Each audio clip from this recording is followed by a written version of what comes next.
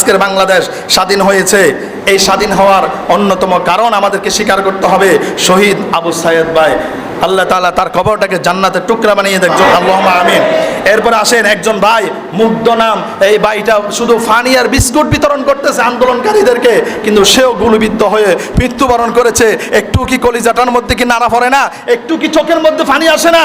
যে অসহায় অসহায় মানুষগুলা গুলির মধ্যে বিদ্ধ হয়ে, গুলিতে আক্রান্ত হয়ে তারা রাজপথের মধ্যে শহীদ হয়ে গিয়েছেন। তাদের কি পরিবার নাই? তাদের কি ভবিষ্যৎ নিয়ে চিন্তা ছিল না? তাদের কি ভবিষ্যৎ নিয়ে কি কোনো স্বপ্ন ছিল না? তাহলে তাদের জন্য আমাদের দোয়া, আমরা দোয়া করবো আল্লাহ যেন তাদের কবরগুলোকে জান্নাতের টুকরা বানিয়ে দেয়। আজকে তাদের রক্তের কারণে, তাদের রক্তের বদৌলতে আমরা দেশটাকে স্বাধীন হিসেবে পেয়েছি। জোরে বলুন ঠিক না বেঠিক?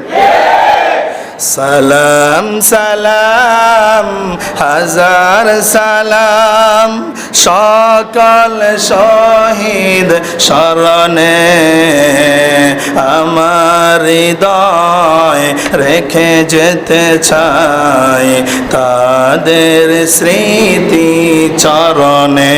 বলেন বলেন, সালাম সালাম হাজার সালাম সকল শহীদ চরণে, আমার হৃদয় রেখে যেতে চাই তাদের স্মৃতি চরণে।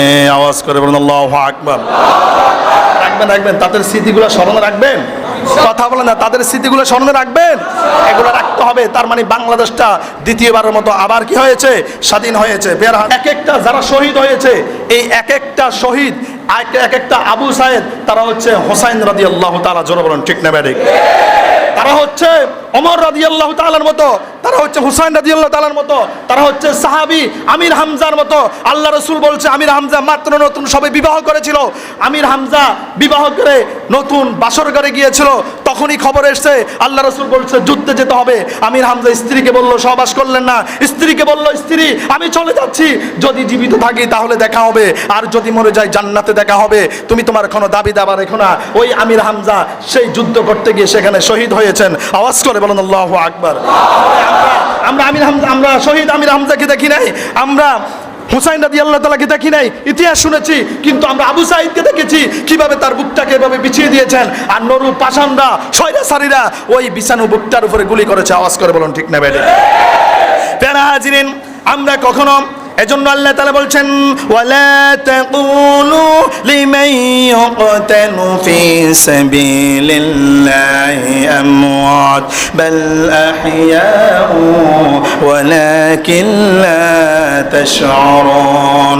আল্লাহ বলে যারা শহীদ হয়ে যায়, যারা ইসলামের জন্য, দেশের জন্য, নিজেদের অধিকার আদায় করার জন্য শহীদ হয়ে যায়, শাহাদাত বরণ করে, ওয়ালা তাকুলু, তাদেরকে মৃত্যু বলো না, লিমান ইউকতালু ফি সাবিলিল্লাহি আমওয়াত বাল আহইয়াউ ওয়ালাকিন লা তাশউরুন, তারা জীবিত এটা তোমরা জানো না। আওয়াজ করে বলেন আল্লাহু আকবার। যারা শহীদ হয় তারা কখনো মৃত, তারা কখনো কি নয়? মৃত নয়। জাস্ট শুধু তারা দুনিয়ার এই যে একটা দুনিয়ার একটা জীবন, এই দুনিয়ার জীবন থেকে তারা বিদায় নিয়েছে, জান্নাতের জীবনে, আখিরাতের জীবনে তারা ফাড়ি দিচ্ছে। আওয়াজ করে বলেন আল্লাহু আকবার। প্যারা হাজির, এজন্য বীর মুক্তিযোদ্ধা, বীর মুক্তিযোদ্ধা যারা ছিল, ওমর রাদিয়াল্লাহু তাআলা ছিল বীর মুক্তিযোদ্ধা, ছিল না? ছিল। আমরা দেখি নাই, ইতিহাস শুনেছি, কিন্তু আমরা বীর মুক্তিযোদ্ধাদেরকে দেখতেছি। যেমন বীর মুক্তিযোদ্ধা বর্তমানের যেমন ছাত্র নাহিদ, তারপরে সার্জিস আলম, হাসিব সহ সমন্বয় যতগুলো ছাত্র ছাত্রী আছে, অসংখ্য অসংখ্য বীর মুক্তিযোদ্ধা ফেজেন্ট আমাদের মসজিদে বসে আছে। জোরে বলুন ঠিক না বেঠিক? কথা বলেন ঠিক না বেঠিক? মানেন আর না মানেন এটাই ঠিক। জোরে বলেন ঠিক না বেঠিক? এজন্য তাই আমি ছাত্র জনতাকে এবং তরুণ যুবকদেরকে উদ্দেশ্য করে বলতে চাই, মসজিদ থেকে শুরু করে এই সমাজে, এই দেশ নিয়ে কেউ যেন আর জুলুম করতে না পারে, উলামায়ে কেরামকে মিম্বরে বসে যেন হক কথা বলতে পারে, এরকম একটা পরিস্থিতি করে দেওয়ার দরকার আছে না? আপনি জানেন 1971 সালে দেশ একবার স্বাধীন হয়েছে। কত সালে? 1971 সালে টানা 9 মাস যুদ্ধ করার ফলে দেশটা স্বাধীন হয়েছে। কিন্তু 1971 সালে পাকিস্তানের হানা বাহিনী থেকে বীর মুক্তিযোদ্ধারা 9 মাস টানা যুদ্ধ করে দেশটাকে স্বাধীন করেছে। আর তরুণ যুবকরা 2024 সালে রাজপথে নেমে মাত্র 21 দিনের ভিতরে এনডিআর হাত থেকে, স্বৈরাচারীদের হাত থেকে, জালেমের হাত থেকে, সন্ত্রাসবাদীদের হাত থেকে মাত্র 21 দিনে দেশটাকে স্বাধীন করে নিয়েছে। আওয়াজ করে বলুন আল্লাহু আকবার। তাহলে 71-এর চাইতে এখনের ক্ষমতা বেশি না কম? কথা বলে না, বেশি না কম? কি অত্যাচারটা না যেন করেছিল ওলামায়ে কেরামদের উপরে, প্রত্যেকটা শ্রেণী বিভাগদের উপরে। যখন আপনারা আয়না ঘরগুলা দেখবেন তখন বুঝতে পারবেন এক একটা মানুষকে বন্দিখানায় অন্ধকারের মধ্যে 8 বছর 10 বছর ধরে অনেক বেশি নির্যাতন করেছে। জোরে বলুন ঠিক না ব্যাডিং? আল্লাহ তাআলা বলছেন যে একজন মুমিন অন্যায় ছাড়া অন্য মুমিনকে কখনো কি করতে পারে না? কতল করতে পারে না, হত্যা করতে পারে না। ওমা কানা লিমুমিনিন আইয়াকতুল মুমিনা, কোন মুমিন অন্য মুমিনকে হত্যা করতে পারবে না। ওমা ইয়াকতুল মুমিনান মুতাআম্মিদান ফাজাযাউহু জাহান্নাম। আর যদি একজন মুমিন অন্য মুমিনকে অন্যথায় হেনস্থ করে যদি হত্যা করে, তার ঠিকানা হচ্ছে জাহান্নাম। জোরে বলুন ঠিক না বেটি? বাংলাদেশে অলরেডি এখনো অরাজকতা চলতেছে, এখনো লুটপাট চলতেছে, এখনো হেনস্থ করা হচ্ছে। দেখতেছেন না আপনারা? কথা বলেন না, দেখতেছেন না? এদেরকে বলতে পারেন কিছু টাকার বিনিময় করতেছে, কিছু টোকাই সিস্টেমের লোক আজকে দেশটাকে হেনস্থ করতেছে।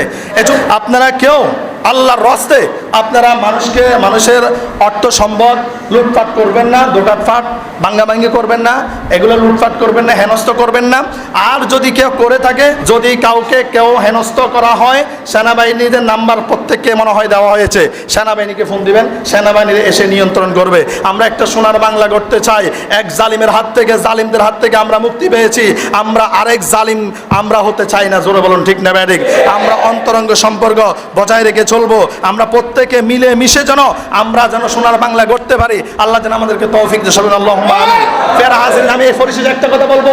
মক্কা বিজয় যখন হয়েছিল, আল্লাহ রাসূলকে কি না নির্যাতন করেছিল। যখন তিনি নামাজের মধ্যে দাঁড়াতেন, যখন সেজদায় যেতেন, তখন উটের ফসা, নারী বুড়িগুড়া আল্লাহ রাসূলের মাথার মধ্যে দিয়ে দিত, এত নির্যাতন করা হতো। কিন্তু যখন মক্কাটা বিজয় হলো, মক্কা বিজয় হওয়ার সাথে সাথে কাফেরের ছেলেবেলারা ভয় পেয়ে গেল, না জানি মুহাম্মদ এখন আমাদেরকে কি করে। আর মুহাম্মদ সাল্লাল্লাহু আলাইহি সাল্লাম ভাষণ দিলেন, আজকে আমি সবাইকে মাফ করে দিলাম। আল্লাহু আকবার। তাহলে আমরা তো সেই নবীর উম্মত। আমরা কোন নবীর উম্মত? এখন আমরাও বলবো আমরা সবাইকে মাফ করে দিলাম। যারা অন্যায় করেছে আমরা তাদেরকে আইনের আওতায় তুলে দিব। আইন আছে দেশে, এখন রাষ্ট্র গঠন হয়েছে, তারাই তাদের বিচার করবে। জোরে বলুন ঠিক না বেঠিক? দুনিয়াতে তারা বিচার করবে, আর আখিরাতে দিকে আল্লাহ ছেড়ে দিবে? কথা বলুন, আল্লাহ কি ছেড়ে দিবে? আল্লাহ ছেড়ে দিবেন না। এখন প্রত্যেকটা যুবক, প্রত্যেকটা তরুণ, প্রত্যেকটা ব্যক্তির মনে চায় দেশে আমি কিছু করব, দেশটাকে সোনার বাংলা, শান্তির বাংলা, শৃঙ্খলার বাংলায় পরিণত করব। জোরে বলুন ঠিক না বেঠিক? আর এই মুহূর্তে সবাই ঐক্যবদ্ধ হয়ে যদি দেশটাকে সাজিয়ে নিতে না পারেন, শান্তি আনতে না পারেন, আর কখনো আনতে পারবেন না। এর জন্য আসেন, যে যুবক ভাইয়েরা নিজেদের জীবনটাকে কোরবান করে দিয়েছে, কি করে দিয়েছে? কোরবান করে দিয়েছে, সেই যুবকদের কারণে আজকে দেশটা স্বাধীন হয়েছে। এজন্য আমি বলবো আমাদের মসজিদ থেকে শুরু করে, সমাজ থেকে শুরু করে যে ছাত্র ভাইয়েরা আছে, আপনাদের এই মহল্লাগুলো থেকে অসংখ্য ভাইয়েরা আন্দোলনে গিয়েছে, আপনারা জানেন না? আপনারা কি জানেন? আপনারা জানেন না? যারা গিয়েছে আল্লাহ যেন তাদেরকে কবুল করে। সবাই বলে আল্লাহুম্মা আমিন। এজন্য আমি বলবো যে ছাত্র ভাইয়েরা আছো, তোমরা চেষ্টা করো মসজিদ থেকে শুরু করে সমাজের মধ্যে যেন মারামারি, কাটাকাটি, হানাহানি, লুট, হেনস্থ এগুলো যেন আর ভবিষ্যতে হতে না পারে। নিরহ মানুষ যেন আর কষ্টের মধ্যে থাকতে না হয়। তোমরা প্রতিজ্ঞা নিতে হবে এখন থেকে। জোরে বলুন ঠিক না বেঠিক?